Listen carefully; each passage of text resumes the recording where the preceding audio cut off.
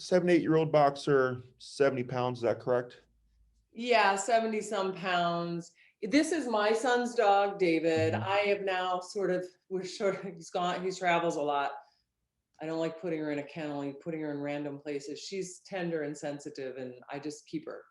Mhm. She's big and she pulls, and I would love to take her walking more. I have a big yard and I can turn her out, but she really enjoys it. And because of that, um, I don't walk her that much. Mhm. And I feel like it's not nice to her. And I would like to be able to walk her because, Okay. mostly other than that, I mean, there's sort of three things. She scratches the doors sometimes when I shut them, so, which I don't like. And when I put her in the yard, she'll bark really loud till I let her in. It's sort of like, fuck you, you should be sitting there till I open the door. Sorry about Mhm. my French. No, that's But fine. really, I can live with everything except the pulling. And I have seen people with these, like the dog literally is freaking magically like going along the side without a problem with these Mhm. trainers. Um, does she have any reactivity issues? Reactivity to what does that mean? Like barking at dogs or anything like that on the street? Well, yeah, she has some of that. And I would say it's more with my son. My son's a big man Mhm. and, just he just gets a dog from a place and just takes it in and just treats it like a dog, but not anything special. And I'm used to like, walking dogs in a suburban neighborhood and everything. So he would say in the city, yes, that Okay. she would bark. And today when I had her, the other dog, little dog, started barking first. And so she barked back and kind of pulled. So Okay. yeah, I suppose that's an issue. It's mostly the squirrels and the shit she's interested in. And like, she sees the trees and hunting and she's very interested in that. Gotcha. So she got a But good when prey I'm drive. off leash, when I'm like, get back over here, she listens to me. My other dog, little dog, doesn't, but she comes. If I give her a sternness, she comes back. Or Okay. if she doesn't want to do something, I'm like, lucky, she'll get up off the sofa and go get in her crate if I'm putting her away at night and everything. She Okay. sleeps beautifully in a crate at night. We just started that because she was going to the bathroom in my basement now and then. And so the crate, she's perfect and she's quiet and she seems to like to go in there. Okay. It's a large crate, for her size. Okay. So she's in my, Uh, are you in this? So are you in the suburb or the city? I'm in the suburb. Okay. Do you know my son Michael? Is it Bass? Michael Laser? Yeah, Okay, with Bazuma. Zuma. Yeah, yeah, yeah. That's my I son. thought I saw Laser and I was like, is this like a relative? Yeah. Because I just see what Maria puts on my calendar. Huh? Because I just had another client right now and I'm back to back. So, I didn't have a chance to thank you for your expertise and your gifts and your talents. oh, thank you. I appreciate No, it. it's really something. We went from no dogs to we got a dog 12 years ago to every one of my kids have a dog and they're all just like dogs everywhere. And we became a Mhm. dog family. Yeah. They're beautiful Um, creatures. it's like a flood. Um, She's very sweet, this dog. She's mhm. sensitive. I think her experiences in the kennel and everything. Come here, Lucky. Lucky, come here. Somebody's at the door. Um, she gets scared of the storms and things like that. She stays close Mhm. by my side, very loyal. I think, come here. How long have you had her for? Hey, that's the bark. Lucky, come here. So this is the problem. That's how loud that bark is. Sure. It's very How long sweet. have you had her for? David's had her for 4 years. Okay, I know you want to. She wants to go see what's going on. Go see that's what's fine. going on. She'll come back then. Has she met Zuma? Yes. So we have 4 dogs now. Okay. For 2 years, I did not. So David moved back from California with this new dog, Lucky, 4 years ago, actually, right Okay. now. And we came to my yard with my little golden doodle, and the interaction was like an attack. Mm. And I was like, oh my God. So we kept him apart for 2 years, thinking that Lucky's like a bad dog. And finally, last summer, we put them together and they're fine. Interesting. So she's fine with my dog. She's fine with Zuma. Mhm. They actually play. The only dog that's a pain in the ass is Montana, and she's a problem with everybody. She has no manners. She jumps in. She doesn't take no for an answer. And so they were sort of didn't get when we were all together. We had those 3 dogs. Was there a 4th Sure. dog? And so for that reason, Lucky does sometimes have a muzzle in Hmm. that situation, or we just removed Montana. So that's the only problem we've had so far. I suspect if Montana was better Causing the problem. behaved, I think she's Oh. for sure the problem. But it pissed this dog off. The one time he attacked our dog, Hmm. Lucky, was over a ball, and there wasn't one speck of injury to my dog. Like Sure. it looked like it, and then it Sure. was like, so I think that's the way dogs show, like, this is my ball. Correct. I don't Yeah. know. I'll explain how that works, but what kind of dog is Montana? So we have 3 Montana would be what Zuma is going to be full grown. Same Okay. dog, same breeder. Montana's just a year older. She lives out in California, and she is just spicy and persistent and smart. Hmm. And she wants what she wants, and she doesn't quit. And then sometimes it's lots of fun. Hmm. Sometimes it's really annoying. Gotcha. Okay. Anything else here about Lucky I should know about? She's just not that social. For her, I think she's loyal. Supposedly, my son was told by the kennel in LA or the rescue place, that she had an owner that she was with. I mean, she definitely likes one person. Like my son, you just see the tears in her eyes. She's loyal to the nth degree and sticks close. And now that I've had her a lot, she'll stay real close to me. Hmm. It's very uncomfortable when I'm not here. Hmm. So I'd say she's sensitive girl. Okay. Can dogs be sensitive?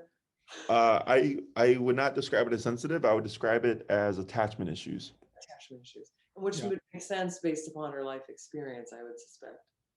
It can happen. Sometimes it's genetic. Sometimes it's, if a dog goes from like a home to a rescue to a shelter or whatever, like it's a lot of changes. Um, but attachment issues is the dog's inability to be independent. So is that, like, I would love if she could go to a regular spot when my son's away and not be on my back. It's on my back because I'm choosing it and I love her, and it upsets me that she's upset. But is Mhm. there a way that dogs that have those insecure attachment can improve that? Yeah, it's the dogs definitely can. It's just whether or not can the owner, because it's usually led or fueled by emotions. So my son, I don't think is that affected by it. I am. So Mhm. maybe I'm the problem. Right, because I'm already picking that up from the conversation. And earlier, I think you mentioned something about she's a sensitive girl was like one of the first things you said. So right away, I've done this so many times that I am aware. It's nothing good or bad. It's just kind of what it is. And When I then label it, I create more of the same. And when I respond to the dog in that way, is that correct, you see it? right? Okay. So like, let's say if I put myself in my office and my dog sort of scratch at the door, Mhm. they're like, "Hey, let me in there," right? Like because the they can't bear being away from me, right? Not that they do this just as an example. So what I would do is I would just go out and correct the dog, right? So like it's like for me, my mom was super strict. So if my mom was like working on something and I was like, "Hey, mom," right? She would correct me. She'd either say, "Go to my room," or whatever. And if I You're didn't interrupting comply, me. This isn't you, right? excuse me, She would correct you and say, "Hey, this isn't acceptable." right? Go do something else, right? I don't care what you do, but don't bother me while I'm working here, Uh-huh. right? And if I didn't follow through, I got spanked Okay. as a deterrent of like, don't perform this behavior, or listen to what I tell you, or I will spank you, Okay. right? So going to the ball thing, okay? When you say, what's your golden doodle's name? Vinny, Vinny. So Lucky had the ball, correct? the ball Vinny. was tossed by us. Hmm. They both converged, Hmm. and they both wanted it. Correct. And then so Lucky goes, "You can't have this. I'm claiming this," right? Mhm. And it looks worse than it is. Like you said, there was no blood, there was no damage, or whatever. But it looks bad because dogs use their teeth. But dogs are very good about, it can look bad, but just going back off and not doing harm. Mhm. So they use physicality to establish rules and boundaries.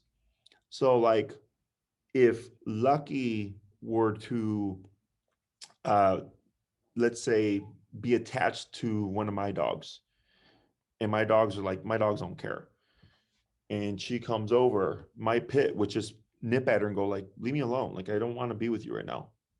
They would use physicality to teach her like, you need to learn to just be by yourself. Like your mother would with you to say, hey.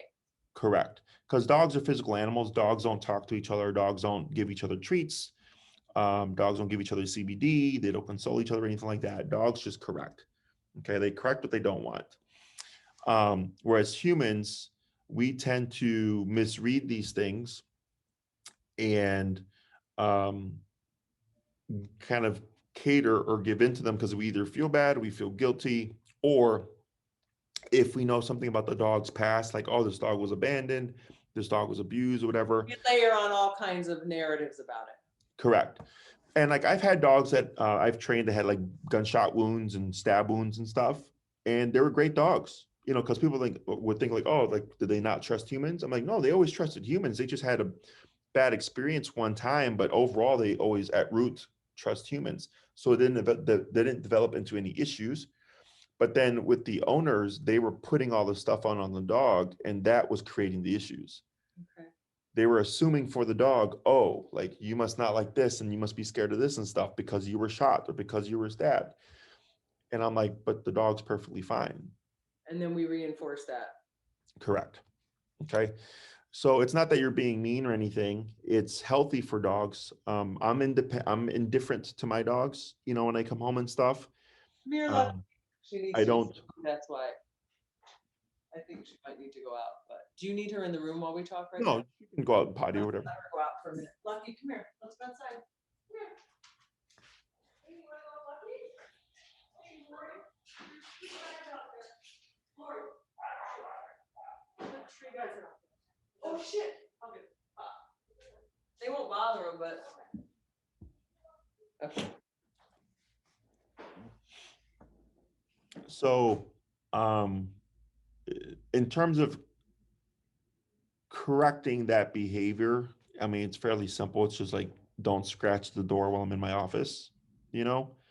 Because sending her to a place, like let's say go to your bed, is because that's what most people think. They go and put him in their crate.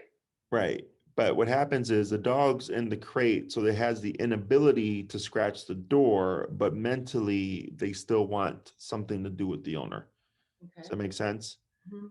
And that depends on the dogs, because you could crate her and you're like, hey Jesse, I go in my office and I crate her and she's great. Then I go, okay, she doesn't. Oh, so you just crate her before she's scratching the door, and you've eliminated the scratching the door. Correct. Right. That's like a You scratch the door. I put you in the crate, and they still want to scratch the door. correct. Okay, because she doesn't. So what it would be is, so you have the prong collar, correct? Yes, I have the prong collar. Right. So what that would look like would be, she's got a prong collar with a tab, which is simply a foot leash. She scratches the door, and when you open it, instead of letting her in, I would actually correct her with the prong collar. But that means she has to have the leash on all the time. Yes and no. Like it's called a tab. I could just pull on the tab. Correct. Right. So there's like a short leash, so that she's not dragging a 4-foot leash or whatever. But it's essentially like you would pop her on the prong collar to mimic a dog bite, because that's what the prong is meant for. And you're essentially biting her and you're saying, hey, when you scratch the door, I'm not going to let you in. And in fact, I'm going to bite you instead. Huh. And what we should see in response, and she goes, okay, well, I want nothing to do with this anymore. And she leaves and she falls asleep on the couch. Does that make sense? So behavior is, a dog performs a behavior, we correct it. I don't care what the dog does. I just don't want the dog to do that, right? The dog opts for something else. Obedience would be, go lay in your bed or go to your crate. So then the dog does not have the ability to scratch the door. Okay. So that's the difference between the two approaches. There's no kind of right or wrong. It's just what's going to work best. And what? Yeah. So one's more obedience, an instruction, and one more is just like, I don't like this. When I do this, I get this. Mhm. I'll do something else. It's a redirect. Correct. Okay. So think of it as like think of obedience as education and behavior as morality. Obedience is education. Okay, got it. Okay. So sit, stay, come, math, English, science. Okay. Uh, behavior, don't jump, don't bark, don't bite. Morality, don't lie, don't steal, don't cheat. Okay. So you can have a dog who is, or a person who is super intelligent in education or physics or whatever, but be a bad person, and someone who's a very good person, but may not be the smartest person. Okay. It's the same thing for dogs. So, like, I get dogs that know lots of tricks and fancy stuff, but they're still leash reactive. They're still lunging and barking at dogs. They're still dog aggressive. They're still, like, fearful of humans, right? The fact that they know all these things has no impact on their behavior. Okay. So here, if I'm trying to teach a dog to be independent of me, it's I don't give the dog instruction. Allow the behavior to start to happen or happen. I correct them and go like, look, you're going to need to learn how to be independent of me because you're not going to be with me 24/7. Mhm. And then she chooses something else. And then maybe 2 hours later, she comes back and starts crying at the threshold. And I correct her again for the crying. I'm like, I don't even want you crying at my door. Right. So then the dog learns like, oh, none of these things are options for me, but to be away from mom. Okay. And then that's how she learns to be independent. If you just separate her from the crate while you're in your office, it's preventing her from being attached, but It's not she's really not. training. It's not really training or anything. Correct. And again, there's no right or wrong here. It's just like what's going to work for For you within the moment. Because maybe creating is easier in certain areas. Maybe you're I don't know if you're working from home or something, and you're not wanting to have to like get up to correct your dog. And in another moments, it One can. second, Stephanie, is the dogs in or out? They're out, but they're Okay, fine. they're fine, okay. They didn't bother them. So wait, so you said in the moment I could choose either. It doesn't have to be either or.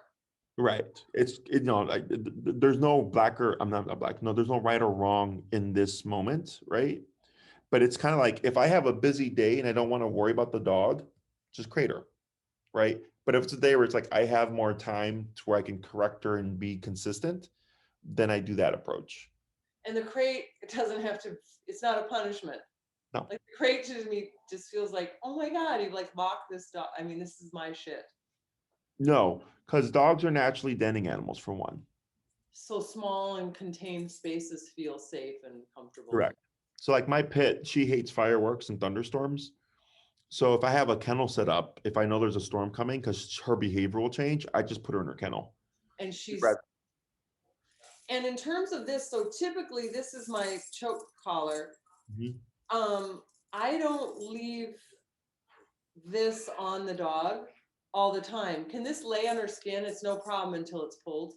Correct. And that looks like it's way too big for her. This is way too big for her. Yeah. Okay, so I, what do I I think need?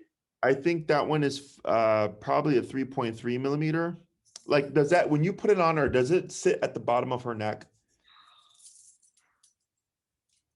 I'd have to see. You mean just hanging? You mean too big? Yeah. You're talking about the length of it or Well, the the size?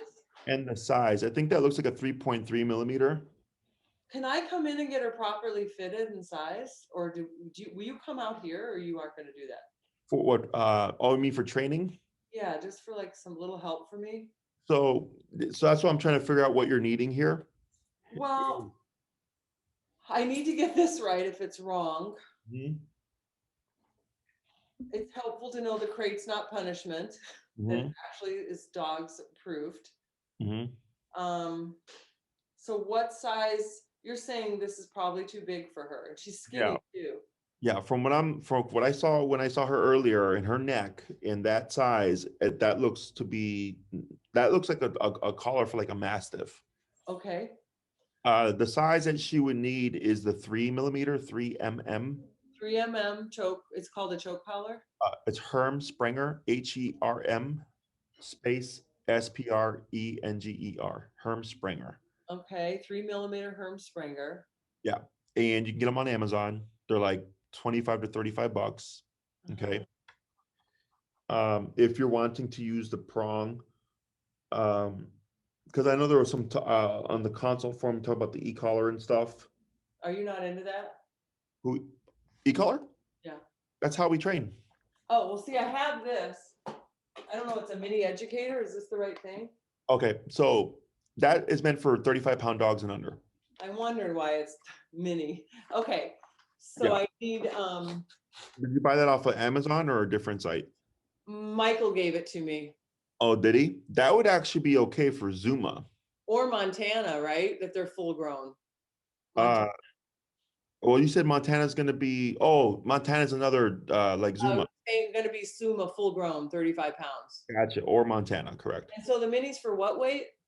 35 and under. 35 or less. I think, oh, did you call us before? Yeah, my son never followed through, and sort of since I'm spending time with the dog, I want to help myself. Okay, because I was because I was on the floor working with the dog and I saw laser. So I thought it was Michael. So I thought it was Lauren calling about Zuma with the mini educator. So I was all confused, and now it all makes sense. Okay. Well, what size do I need for Lucky and the mini educator? Lucky would be, you technically have two options. Okay. One is the Doctra 2300 NCP.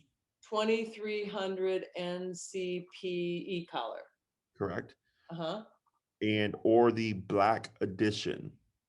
Black Edition. And Okay. the company is Doctra, DOGTRA. Okay. And the difference between them is the 2300 is meant for 70 pounds and under. Mm-hmm. The Black Edition is meant for 70 pounds and over. I don't know how much exactly she weighs, so I guess I need. So if she's already on the cusp of 70 pounds, we also want to factor in the reactivity.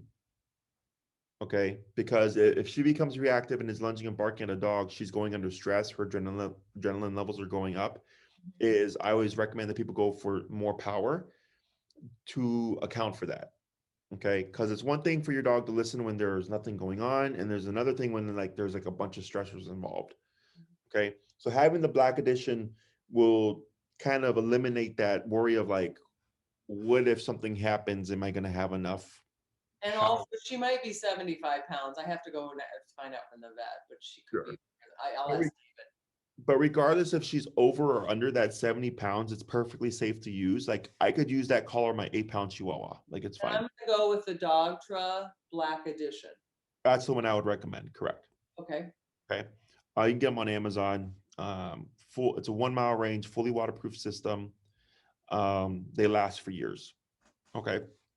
So with this one other thing, I'm jumping around. So I have two options. It sounds like leave this on her when it's the proper size. When she does something, I pull on it slightly, right? I give it a pull. Correct.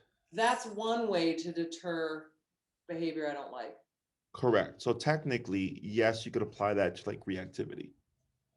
So that would be barking when she wants in out there, when she should be sitting quiet to like come. You mean talking about in the yard? In the yard. Right. So if she's in the yard and she's barking because she's like, hey, let me back in, and you wanted to leave her outside, you would correct her, yes, for the barking to teach her like, hey, I'll let you inside when I'm ready to let you inside, as opposed to on her schedule. Okay. Now, used for scratching the door. And then you said my option is to the obedience reprimand. Correct. But she would have to know or have a concept of the obedience, right? So like crate, you can use because she knows crate, right? But sending her to her crate doesn't help the yard situation. It only helps the door situation of scratching. Got it. Okay. Yeah. So I think this might be the easiest to give her a message. Correct. In that setting, right? The where you might hit a plateau is if you're walking her. So the prong collar is meant to mimic a dog bite, right? And let's say the pulling. You can use a prong collar to teach a dog how to walk well on a leash, okay? But it requires technical skill and it requires to some degree physical strength, okay? Because let's say when she's outside on a walk, if walking faster than you is more rewarding to her, the correction or the aversive applied has to be enough to override the desire to be faster, okay? So like let's say she sees a dog, she starts to bark, and you give her your hardest pull, and she's at a 20, but your hardest pull is a 10. We're not gonna. Get there. And the Yeah, other thing with that whole thing is A, I'm uncomfortable pulling, and B, I'm pretty much pulling her the whole time because she's basically hunting. sure. There's a lot of trees. And so I basically have this sort of pressure applied and I'm holding onto the knot. And I think the e-collar would be better in this situation. It's so the reason why I do e-collar is because it's, in my opinion, the most effective tool. It's the most efficient. It's the easiest for people to learn. There's not a lot of technical skill. It's at the press of a button, which now like everybody's pressing on buttons on their phones and stuff like that, right? And it's very much just common sense based. Okay. And it doesn't rely on physical strength. So like I had a young lady who was maybe like 90, 100 pounds, and she had a 150-pound Great Dane. Okay. And her dog was dog reactive. And she lives here in the city in Wicker Park. So she would see dogs all the time, right? So she did prong and e-collar because she needed as much leverage as possible. Okay. I had a company, not a company, a couple in Winnetka. They had a 110-pound German Shepherd. They were like in their 60s, maybe early 70s, and the dog was also dog reactive. And so I was able to compensate all those gaps in strength and speed and stuff simply through the power of e-collar. Okay, so it allows you the most gray area or margin for error without like having to worry about screwing up your dog, but at the same time, like being able to achieve control. And Okay. what eventually happens is the collar's on and they just don't want to get a little bit of a vibration. So they just sort of obey, or are you constantly having to like, Correct. So if you do um, if you perform the instructions and the training as instructed, the way it typically works is in the beginning, you're using it a lot because you're teaching. Okay. Once the dog has the concept, you would say, lucky heel, she's at your hip, she's walking with you. Ideally, we can pass by dogs, no reactivity, all that stuff, no hunting, no scouting, right? Because she's on the clock. If I say break, that means you're free. Technically, she could, pee, poop, roll around, sniff the ground, chase squirrels because she's off the clock, right? Now we can fine tune it, even make things like we can also teach her like even though you're off the clock, you can't chase squirrels. yeah, I But mean, I don't mind off the clock. My dog's, I mean, this is just lame, but like my dog's always off the clock. I figure this is your free time. As long as they're like within a range of enjoying it together, I don't really care. sure, and that you would fine tune according to what you're needing. Okay. Okay? But so if you're doing everything correctly and you're following the instructions and you're being consistent, over time the use of the collar goes down. Okay. Okay.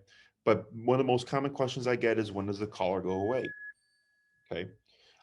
You drive. Mm-hmm. You drive. Oh, Do yes. you go Do on I? the expressway? Yep. Do you go the speed limit? Do I? Generally, yes. A little Okay. over. A little over. Most people don't go the speed limit. I think we can agree on that, right? Every now and then you catch someone who does go the speed limit. And oh, did we freeze here? Hello. There you're at. There you go. So most people don't go the speed limit, right? But when you see a squad car, what happens? You go the speed limit. Go the speed limit, right? Because now there's threat of consequence. You don't want to get a ticket. So it's called opportunistic behavior. Okay. All animals do this, including humans. It's a part of survival instinct. So for dogs, think of that collar as a cop on a collar. Okay. Once everything's been taught, the dog knows the skills, they're aware of the concepts and everything, and they will do them if you have done your training and you've gotten them to respect the concept and the consequences. Okay. If you don't reinforce things and you're too low on the collar, they're not going to care. So they're not going to perform it. Okay. So when I get my clients that are consistent, the use of it goes down. And then maybe once, you know, in a blue moon, oh, a squirrel ran right by us and my dog tried to go because it was instant, but I was able to stop my dog, you know, with a quick tap of the collar. So the dogs will alter their behavior, yes, when the collar is on, because there's threat of consequence.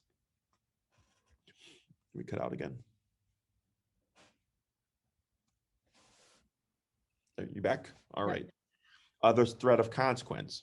So you only use it when you need it. Okay. So But like it stays on there and it just hooks onto their collar kind of thing, or it comes with its own individual collar. So she would have like her own, like her normal collar, her prong collar, and then you'd have the remote collar. Okay. We don't clip the leash to the remote collar because it inhibits the contact of and the, so a dog typically has both collars on. depending on the case. So like for you, like let's say most cases it's strictly e-collar. Okay. But like let's say for whatever reason, with the reactivity, you need more leverage. Mhm. Then we would pair prong with e-collar because prong gives you physical leverage in case like you turn the corner and there's a dog there, or and the e-collar gives you the ability to shut down the reactivity without having to rely on physical strength or technical skill. Okay. Okay, so there's I don't know how it's going to end up. Okay. We start one way, and you might say like you might start with prong knee collar, and then after a few weeks you're like, hey, like I don't, she's great, like I don't need the prong, and you just pop her on her flat collar with the e collar, then you just leave the prong for maybe like a quick, you know, outing or whatever. um every case is different, but typically we try to do everything through remote collar only. Okay. Okay, not that they're, you can use them together, it's perfectly safe, it's just I like putting everything at the press of a button because that's going to be your instinct should something happen.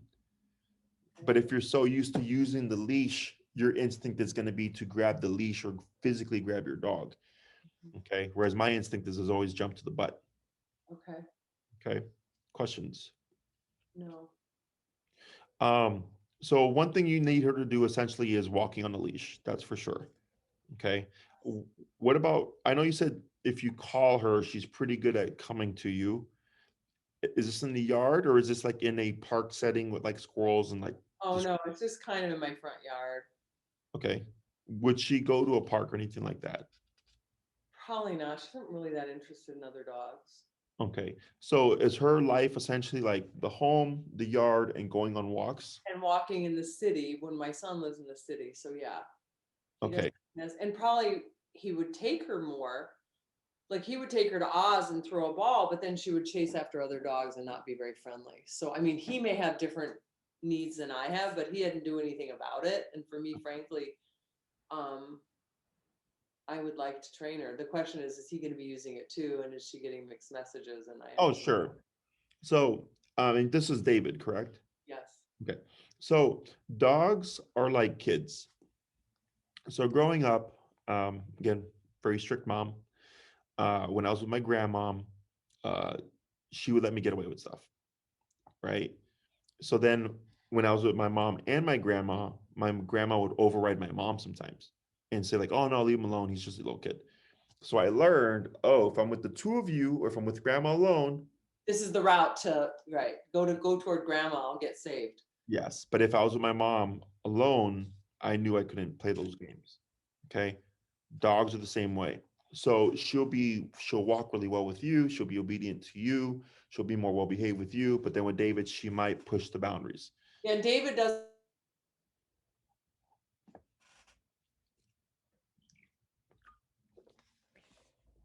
Sorry, you cut out.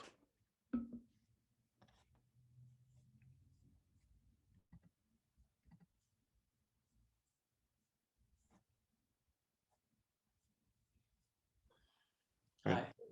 You said David does what He's going to be way more strict than I would be. with the obedience or with like with the tool or with just in general?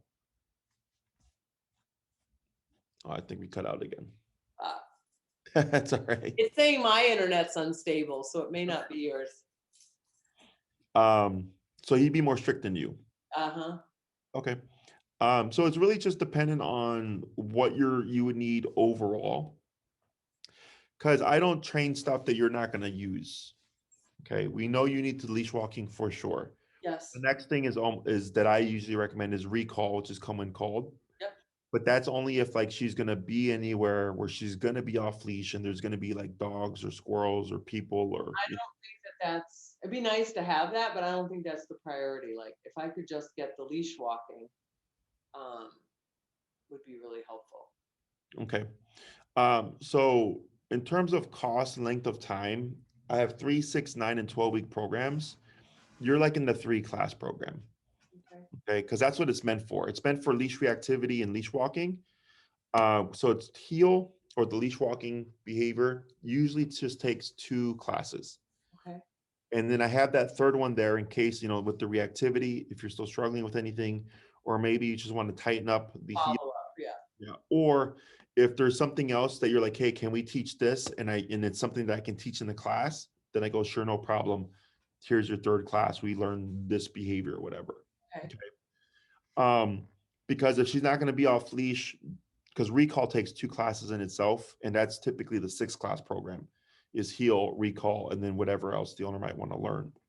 And that, if David says to me, no, I want that, well, that would be amazing because he's the one who's going to be in the city with this dog. But I Mhm. don't know how committed he'll be to that. If he ever wanted to do that, he could pick that up later, right?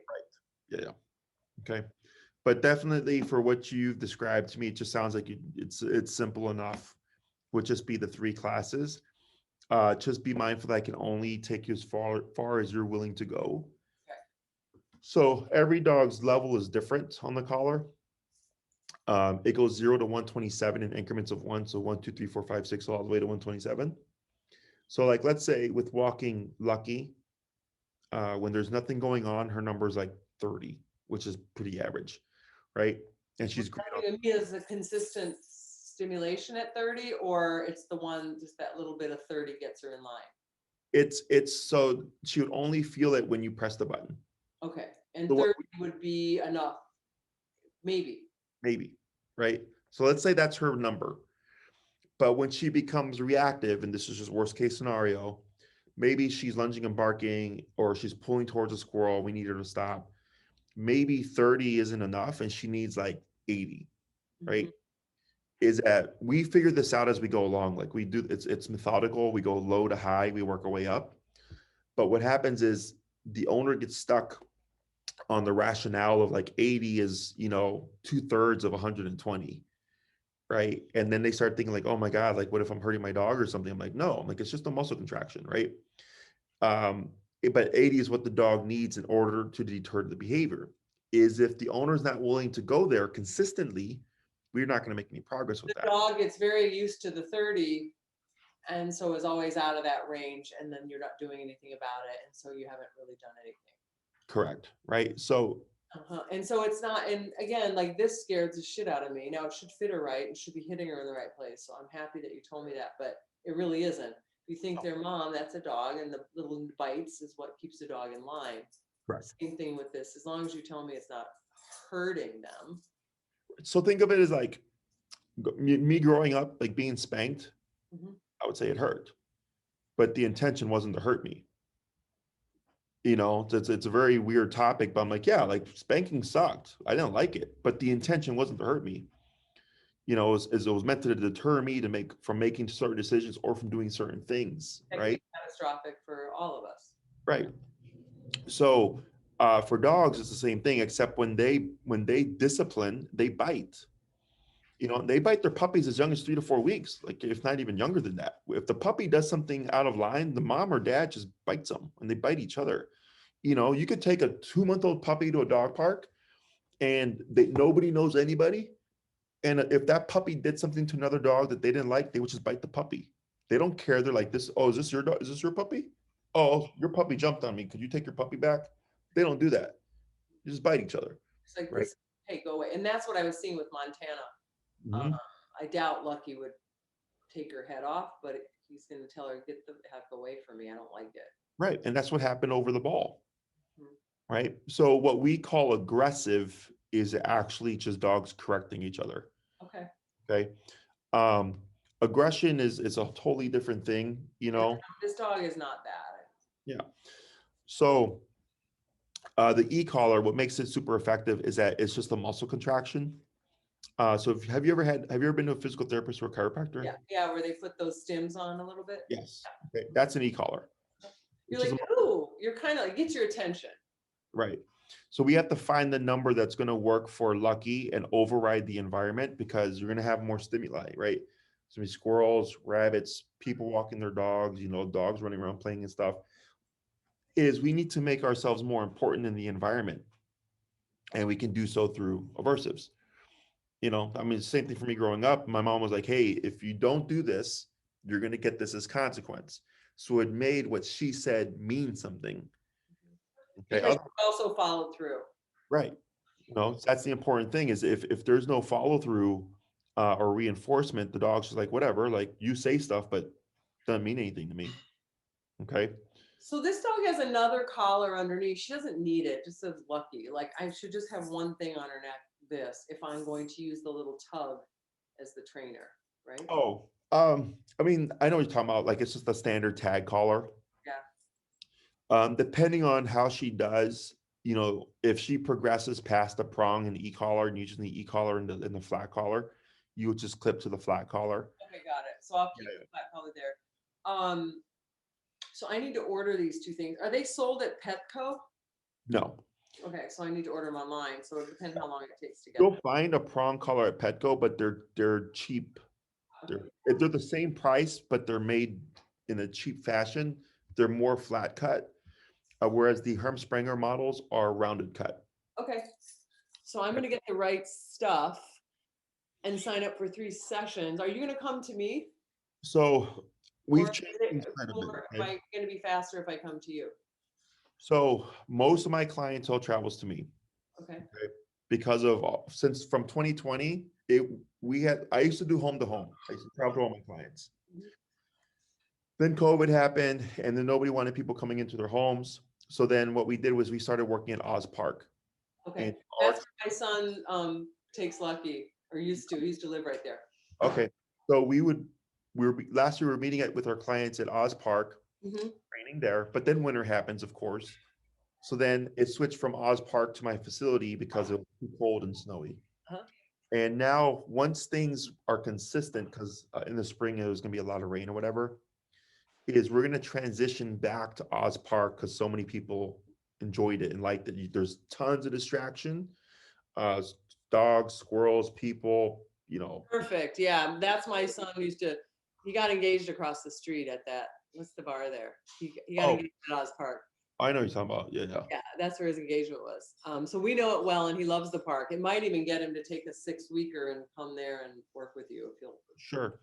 But But so once because people are still meeting me here, we're gonna give it a couple of weeks once things are more consistent with weather. We're gonna move to Oz Park. okay, So that's the easiest and fastest way if you're trying to work with me to start because one, my in-home rates are different now. okay, It's more expensive for me to go in-home just because it pulls me away from now how we're currently operating. yes. Okay. But then what's your suburb? Glencoe. Where is that? Glencoe's just north of Winnetka, the next suburb. Okay, so yeah, is there's also the travel fee. Okay. Okay. So if you wanted in-home, I also have my trainer Enrique, um, who's been doing in-homes, and he does like my outlying clients, my suburb clients, because his travel fees is cheaper than mine. So And that he and probably has more openings than you. well, right now he's only available on Sunday, because he's one of my trainers here at the facility. But as I get more people, I'm going to start expanding. But his availability is only on Sunday, and I think he has 3 or 4 currently. So I'm not sure what his availability is now. My availability is just dependent on yours because my most people are kind of 9 to 5 now. Is that my times are usually evenings and weekends. Mhm.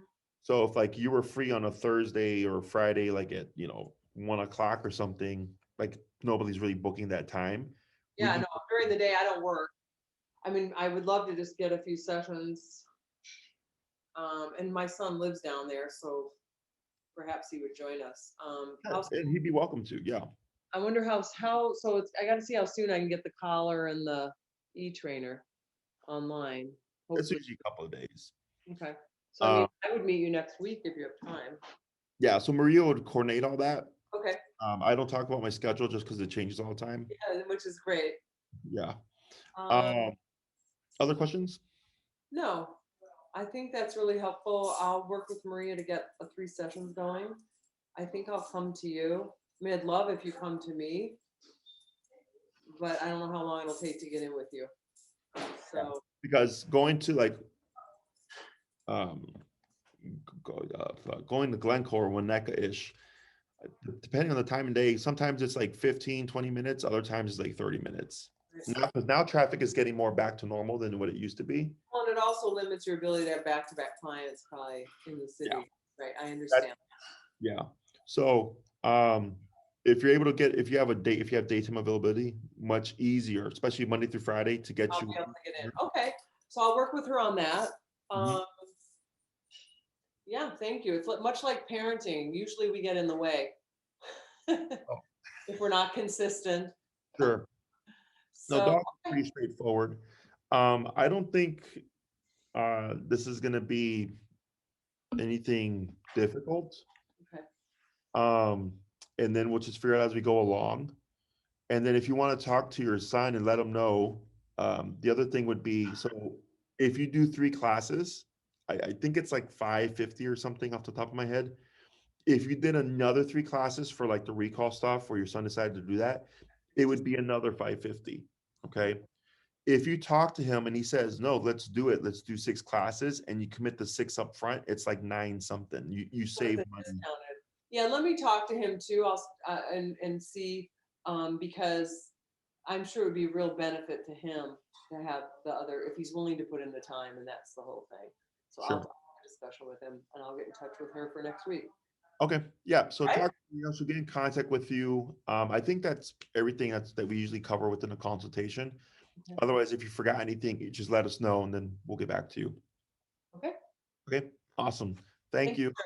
Take care. Bye-bye.